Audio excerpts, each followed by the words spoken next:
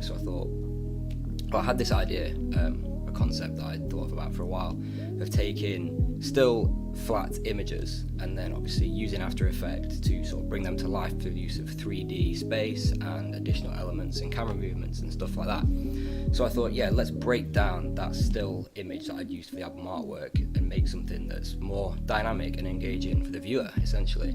So if we jump right into that Dunes composition inside After Effects, you'll see that the composition itself is made up of a number of flat layers which I've made 3D inside of After Effects. They're essentially all aligned perfectly, apart from the Z-index, which is offset for each layer, depending how far back they should be set from the camera itself.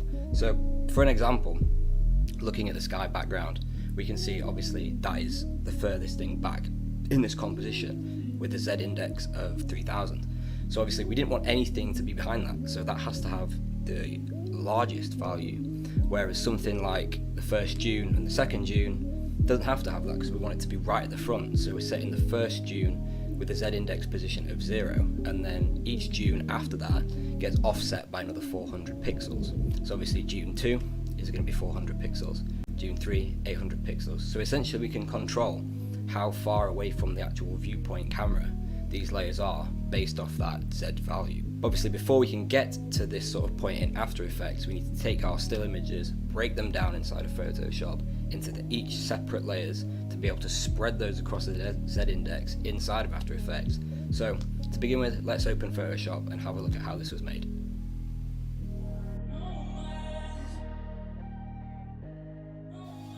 Once in Photoshop with the original image open, I began to separate out the layers using the pen tool, simply drawing a mask around areas of the image that I thought would work well together on a single layer.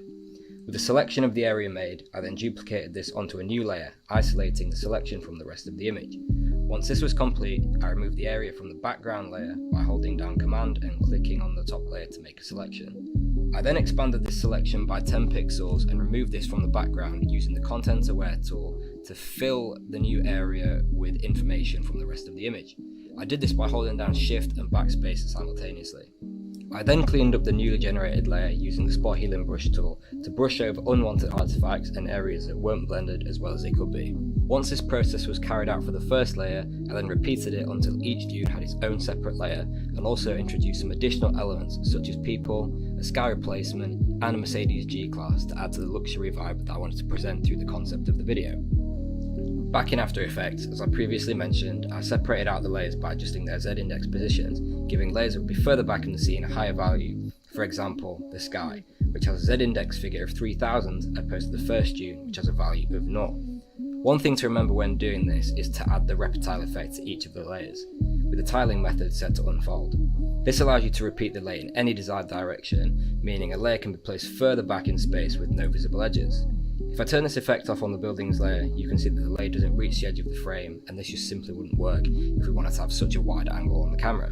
I then added a few text elements and repeated the process, turning them into 3D layers and pushing them back in the 3D environment. At this point though, the scene is still a little boring, and it's only when a camera is added to the scene that it's able to come to life. This is where it essentially becomes a process of trial and error, seeing what framing works and what doesn't through adjusting the position parameters on all 3 axes and keyframing position values that work. I then use different easing settings on the keyframes to allow for a smoother, more fluid camera motion. Back in the main intro composition, I also added a camera shake effect from Red Giant to give the sequence a more handheld feel.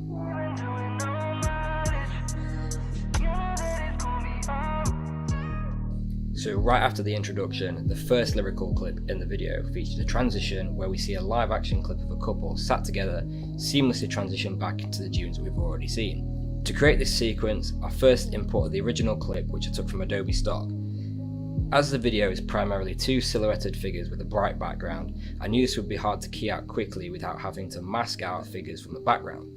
To overcome this, I used Lumetri Color to add some additional contrast to the clip and effectively blow out the highlights whilst ensuring the darker areas of the clip remained pure black. I then dropped in a Luma key effect, selecting to key out all the brighter areas of the clip and adjusted the threshold until all unwanted areas were transparent. I then imported a text layer which I wanted to match the movement of the original clip, scaling up as we move through the scene. To match the exact motion of the clip, I dragged in a 3D camera tracker to track through the scene, and once analysed, I selected a number of points that remained visible throughout its duration to create a 3D camera. Once this process was carried out, I was able to simply make the text layer 3D for it to follow the track. Underneath this composition is a copy of the intro sequence, where I replicated the scaling motion of the original clip by keyframing the position parameter, effectively moving forward within the 3D space. Jumping back into the main composition itself, I also added Lumetri colour to match the colour grade of the original clip, making the dunes black and white. As the original clip moved out of frame, I simply keyframed the intensity of Lumetri from 100% to 0%, revealing the original full colour sequence. I also added an easy ease to the keyframes to smooth out the timings of the animation, and when playing both sequences together, you get the full sequence transition. Baby, just climb it, jump up on it and ride it. She don't wanna get above unless it's on the low. So the first masking transition we're going to take a look at is a sequence where we move from a clip consisting of rotating clocks into a clip of a car moving through a city whilst focusing on the movement of the front wheel. The beginning sequence is built up of a number of duplicate copies of a pocket watch composition that I created inside of Photoshop, each of which is 3D and positioned and scaled differently to the rest. Before duplicating the composition, I keyframed the composition's rotation from 0 to 360 degrees, or one full rotation. I then added the loop out cycle expression to ensure the rotation loops seamlessly throughout the timeline. The second sequence is the car composition, which consists of two further compositions inside of this, one being the isolated car wheel and the other being the additional car elements. Diving into the car elements composition, you can see that I separated the original image into separate layers, so we have a car and shadow layer, one for the road and then another for the skyline. To create the illusion that the car was moving along the road, I added the reptile effect to the road layer to expand the background, allowing me to keyframe its position from left to right over time. I then duplicated the effect along with the positional keyframes to the Dubai layer to ensure the background and the road moved in sync. To reveal the clips, you'll notice each layer is Luma inverted to an ink matte clip that when soloed moves from filling the frame with white to filling the frame with black. Luma inverting the layers to this clip allows the layer to read the luminance values from the above layer and makes it visible when areas of black are present and invisible when in areas of white. Moving back into the main car composition, I made a duplicate copy of the car layer and created a circular mask around the wheel, removing everything but the selection. To give the illusion that the car was moving, the wheel had to rotate. Using the Motion Tools plugin from Motion Design School, I created an anchor point in the center of the mask to ensure the wheel rotated around the wheel's center point, as it would in the real world. As with the clocks layer, I then keyframed the wheel to do one full rotation at the desired speed of around 15 seconds and used the loop out cycle expression again to ensure that the animation looped seamlessly after the first rotation had completed.